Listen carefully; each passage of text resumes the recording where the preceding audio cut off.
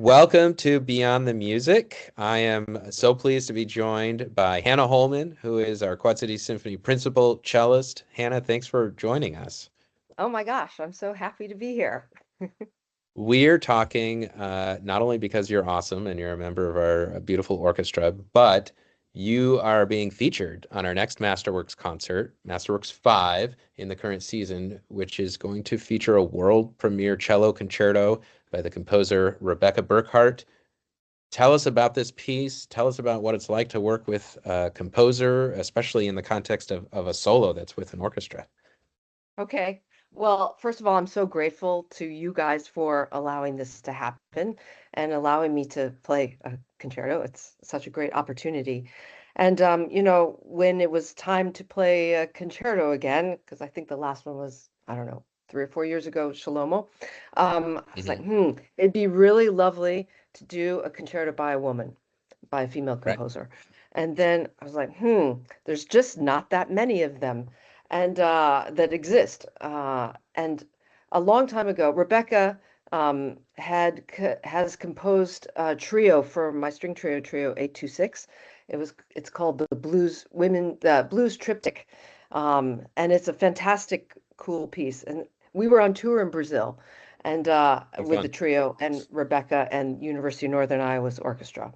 And I mentioned to her then, I was like, hey, would you ever be open to writing a concerto for me? And she was like, yeah. But that was almost 10 years ago now. And Wow. fast forward to whatever, 3 years ago or 2 years ago when I had this opportunity to play another concerto. So I said, hey, Becky, remember when you said you would be open to this? And she was like, yeah. So, I mean, I'm so grateful to Becky for taking this on because I really think this is a huge piece. And, a concerto with full orchestra is something different than a string trio, like the No scope doubt. and the Hmm. Hmm. instrumentation. So it was a big project for her, and I think it is awesome. Um, yeah, it's a really, really cool piece. But what did you ask me? Some of the preparation. I mean, Becky is so responsible, and she had the work basically done a year ago. And so, because of her ties with University of Northern Iowa, and one of our former members, Erik Rohde, who now, took Rebecca's conducting job, well, didn't take it. She retired and he got the Right, job. right, right, Uh, right. uh, so we actually workshopped this piece with Erik conducting at University of Northern Iowa a year ago in March.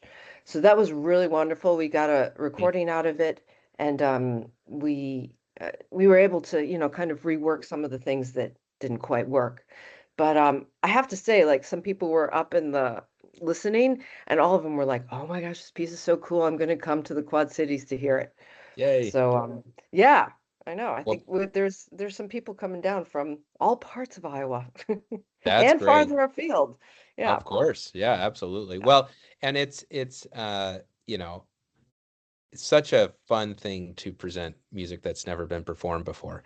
But it can be nerve-wracking because there's no history. I mean, it's good and bad. There's no history of the performance, so nobody knows what it's going to sound like right. in terms of the audience. But to be able to have a workshop like you did um, is super helpful and not a given for this type of thing. In fact, we were able to do that twice this year. At our last Masterworks, we premiered Angel Lamb's work, and we were Right. able to, as a part of the work with the League of American Orchestras, have a reading session in the fall. And Right. boy, does that help to be able to Yeah. kind of try it out in a low pressure situation. So that's really great No, that it's you such a have that. gift. Yeah. Yeah. Well, and let me tell you a little bit about this piece, if I Hmm. may. Please. She wrote some amazing notes, which I have in front of me. But, you know, when conceiving of a piece like this, she wanted input about, what is important to me uh, as a musician, as a female, as a cellist, what works kind of move me and speak to me. Um, and, of course, I told her that I think like the two greatest cello concertos that exist are the Elgar and the Dvorak, where the composer, Dvorak and Elgar, give the cello kind of their own voice, like that the cello is that an autobiography for that composer's life. So she really took all of this on board. And so the work is in three movements, and it's so cool what she did because each movement represents kind of a theme and music from each of the three states that I've lived in. So the first It's really movement, tailor-made for Hannah it's Holman. very tailor-made, but I think it will have very wide reach and appeal. Sure. Yeah, yeah, Like, absolutely. I have faith in this. So the first movement is kind of based on Iowa. Can I read what she wrote? Please. Movement one, walking, conjures the cry of indigenous ancestors who walked the plains of this country, the migration of settlers, the harshness of conflict between peoples, and the starkness of a life enveloped by wilderness and winter. It's perfect for right now. And I have to say, Beautiful. like when Beautiful. the end of the first movement, how she ends it is so chilling. There's sounds and colors that I've never heard from an orchestra before. Wow. So Looking it's forward to that. gonna be cool. And then movement two, working. She's given each movement title of walking, working, and wandering. Hmm. So movement two is working, begins with a day, breaking. So movement two is based on kind of Motown because I grew up around Detroit. Working begins with the day breaking into the howl of a factory whistle. Motives of the Motown sound mix with low grind of factory mechanisms, and in the end, a continuously rising treble shout between the cello and the orchestra. Nice. I also told her I wanted something that was kind of tangible, that people could feel, like wasn't so kind of esoteric as some, newer pieces can be. So I wanted people to feel it. Right. Okay, and then movement three is kind of reflective of Harlem and New York City where I live now. So movement three is wandering. Sorry, not wandering, wondering. Wondering. Wondering, I'm wandering and wondering as I'm wandering. It's one Um, letter difference. yeah. Continues for movement two with an exploration of dance in the performance wonderland of Manhattan. The sounds of early Harlem and Puerto Rican rhythms combine with classical balletic melodies to invoke the euphoria of creative success, the exasperation of inequality and failure. Oh, I'm going to get all teary, and a hope and wonder for what might come next. Wow. And it's really moving, I have to say, like even listening to the MIDI, I get all Mhm. all choked up with some of it. So bravo to Rebecca. It's Yeah, no great. doubt. It's a great piece. Oh man, that's gonna be a wonderful performance. Thank you for sharing. I think that was well worth hearing kind of the little snippet about the Hmm. sort of an inspiration for each movement and how they tie together. Hmm. That'll be really special. I think it'll definitely carry over the momentum from last weekend's Masterworks concert. We're talking after the most recent Masterworks, where Right. so many people were moved by the music. I think we're going to repeat that at this March I love it. Masterworks I for mean, sure. it's so great. Go Quad City Symphony with like two world premieres by two female composers on Big pieces successive too, masterworks. not small. Right. Not just a So little ditty here or there. exactly, This is exactly. wonderful. Thank Yeah, it's you something we're for really such proud of. great programming. Yeah, that's what we're striving for. So thank you for your really important role as a part of that. So I have two more questions for you before we sign off. Um, I I think we like to peel back the curtain a little bit. Like preparation is key as a professional musician, no matter what the context is. But is there anything you can share with us about, well, what is that preparation like for a concerto performance where you are the soloist? That's a great question. I mean, uh, it's wonderful when the composer is alive because I can, You have feedback from them. Yeah. feedback and just to make sure I'm on the right path.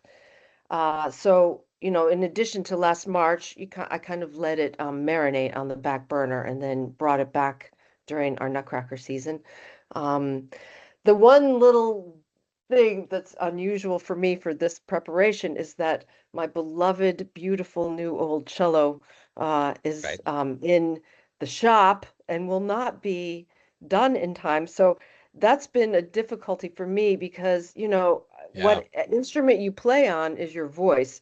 And I haven't, of course I've been working, but I've been practicing on a bunch of different cellos, trying to figure out which cello I'm going to play on. And it was only this week, may I tell the story, that Sure. I'm going ahead anyway, that I flew to Michigan and back on Monday on my day off and picked up my father's cello, which was made in 1926 by Carl Becker for my grandmother. And it's a beautiful instrument that hasn't really been played for a couple decades. So I used to play it in high school. And actually, Mark Russell Smith and I both played Becker's for some of our, Hmm. uh, chamber music pieces that we've done. So I think that I'm so excited to get to play it on this cello. It's kind of a silver lining, maybe, that my other It's very cello is not personal. going to be ready. Yeah, so it's very personal. It adds the whole kind of tie into my grandmother, my first cello teacher, and Right. it's the 100-year anniversary of this cello. So it's cool. I That's just have to cool. get Yeah. it Yeah, that's sounding great. awesome, which is my project for this weekend. That's your project. Yep. Well, that's great. Yeah, Thank you for sharing that. So our sure. last question, what's one thing you wish people knew more about being a professional musician, the life of a professional musician? Wow. That's not a small question. How much time do we have? Just kidding. Just Um, one thing. You can pick one thing. Of One thing, I mean, I really think it comes down to discipline course. because you really, I don't think there's any musician that does just one thing. Like we all have to do, we wear many hats as Idiots. performers, as teachers, and performers in different contexts and whatever. And so, like, you have to be very disciplined with your practice. You have to be disciplined with your calendar. You have to be disciplined in scheduling. Well, that's Yeah. calendar, and in every aspect. But like I think the main key too is with the discipline, you have to learn to find the fun. Because if it's Right. only the discipline part, then bah humbug, what are we doing? Yeah. Fair enough. Yeah. That's great. Yeah. It's I'm sure I have absolutely. more to say on that Oh, subject, of but I course. won't Of take course. up all for your day. I mean, you're talking about like it's every musician is a self-starter in a way, you know. So, Right, right. We're each running our own business. yep, exactly. So, well, thank you so much, Hannah, for joining us My on pleasure. Visit. Yeah, it was a pleasure, and we will see you, the audience, first weekend of March. You'll get to experience Hannah's performance of Rebecca Burkhardt's brand new piece, alongside little-known composers Beethoven and Bernstein. The three Bs, The Bernstein, three Burkhart, and Bs. Beethoven. I All love it. That's awesome. right. Well, thank you, Hannah. Cool. Thank you, Brian. See everybody later.